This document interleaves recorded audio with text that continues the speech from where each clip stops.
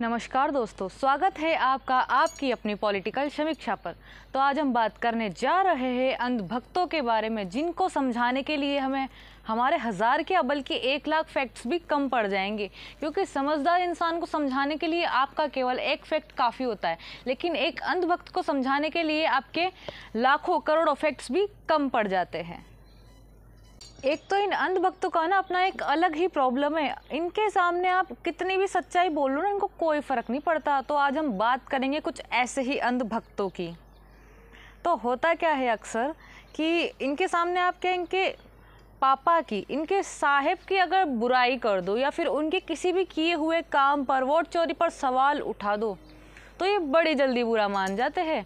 इनके हिसाब से जो इंसान इनके पापा के काम पर सवाल उठा देता है ना, वो या तो मुस्लिम होगा या ये उसे मुस्लिम करार दे देंगे और उसे बोलेंगे कि आप तो पाकिस्तान जाओ। क्यों भाई, हम क्यों पाकिस्तान जाएंगे?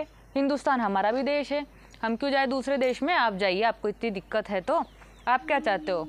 बाकी यहाँ से जितने भी साहब के विरोधी है वो चल जाए पाकिस्तान और यहाँ सिर्फ आप लोग रहेंगे। ये क्या बात हुई? तो दोस्तों, आज मैं कुछ ऐसे ही अंधभक्तों के इस तरह के कमेंट्स के स्क्रीनशॉट आप लोगों के साथ शेयर करने वाली हूँ। इन लोगों को लगता है कि यूट्यूब है, यूट्यूब पे हमारी आइडेंटिटी किसी को पता चलेगी। हाँ, किसको पता चलेगी हमारी आइडेंटिटी? अरे भाई, तुम जिसका खौफ दिखा दिखा के डरा रहे हो ना इतने साल से, उन भगवान को ही पता चलता है कि तुम क्या लिख रहे हो दूसरों के कमेंट बॉक्स में आके। तुमसे सच तो सुना जाता है नहीं, और कोई सच बोल देता है तो उससे गाली गलौज पे उतर आते हो। फलाना ढंकाना, हलाला की पैदाइश, मुल्ले की पैदाइश। मतलब दिक्कत क्या है तुम लोगों की? हाँ, कोई सच बोल दे तो वो मुसलमान हो जाता है ना? सच तुमसे सुना जाता है नहीं। अब एक तो ज़्यादा पीछे जाने की है ना ज़रूरत नहीं है, मतलब समझना एक बात से। मतलब एक दिन किसी ने कहा, मतलब जो गांधी विरोधी जो लोग हैं ना, गांधी जी के जो विरोधी लोग हैं, उन्हीं की बात कर रही हो, जो अंधभक्त ही होते हैं नॉर्मली, ठीक है? तो एक अंधभक्त आता है कमेंट सेक्शन में और कहता है कि भाई तुमने तो ना नेहरू जी को प्रधानमंत्री बना दिया, सरदार वल्लभ भाई पटेल को 13 वोट मिले थे तो भी उनको प्रधानमंत्री नहीं बनाया। तो प्रिय अंधभक्तों, तुम्हारी जानकारी के लिए एक चीज़ मैं बता देती हूँ आज। थोड़े अपने दिमाग का जो कचरा है ना, उसको थोड़ा साइड में रख के फिर सोचना, ठीक है? जो सरदार वल्लभ भाई पटेल थे, उनकी जो डेथ है वो 1950 में हो चुकी थी, ठीक है? और जो जवाहरलाल नेहरू जी है वो 1951 में प्रधानमंत्री बने थे, ठीक है? तो अब जब वो इंसान, जब उसकी डेथ हो चुकी है, तो उसे प्रधानमंत्री कैसे बनाया जा सकता है?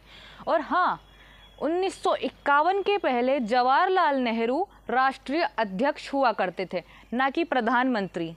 तो अपने दिमाग का ये कचरा पहले साफ करके आओ, ठीक है? थोड़ी हिस्ट्री पढ़ो, उसके बाद यहाँ पे आके अपना ज्ञान झाड़ो। जब इसी तरह एक और अंधभक्त आता है, बोलता है कि तुम तो हलाला की पैदाइश हो, फलाना ढंकाना। अरे भाई, तुम देखने आए थे क्या कि मैं हलाला की पैदाइश हूँ या नहीं हूँ? ये बताओ तुम। मेरे जो पिताजी है ना, तुमसे कहीं ज़्यादा पढ़े लिखे और उनमें है ना तुमसे कहीं ज़्यादा IQ लेवल है, समझे? लेकिन मैं भी ये क्या बात कर रही हूँ, तुम्हें तो IQ लेवल ही नहीं है, तो तुमसे कहीं ज़्यादा कैसे हो सकता है? सही है ना? अपना ये जो दिमाग है ना, अपने पास रखा करो, फालतू का ज्ञान झाड़ने मत आया करो। एक और अंधभक्त आता है, कहता है फालतू फलाना डार्लिंग वार्लिंग, तुम हमें मत बताओ कि हमें वोट कहाँ डालना है। भाई मैं थोड़ी ना तुम्हें बोल रही हूँ कि तुम्हें वोट कहाँ डालना है। मैं तो वोट चोरी की जो मामला हुआ है ना उसको बता रही हूँ। तुमसे मैंने कहा किसको वोट डालना है, किसको वोट नहीं डालना। वोट डालना तुम्हारा अधिकार है, लेकिन तुम में दिमाग नहीं है तो मत बोलो। पहली बात तो ये, ठीक है? मैं नहीं बोल रही कि किसको वोट डालना है, लेकिन झूठ के खिलाफ जो आवाज़ उठा रहा तुमसे तो वो भी नहीं सुना जा रहा। तुम्हारी आंखों पे तो पट्टी बंधी हुई है, मेरी आंखों पे थोड़ी ना बंधी हुई है। बोलो। एक अंधभक्त भाई साहब और आते हैं, वो बोलते हैं एक रात का कितना लोगी। क्यों भाई, क्यों अपना धंधा बता रहे हो? तुम ये धंधा करते होंगे जब भी तो तुम्हें मालूम है। तुमने अपने घर पे एक कोठा खोल रखा होगा और उसमें तुम्हारे घर वाले काम करते होंगे जब भी तो तुम्हें पता है।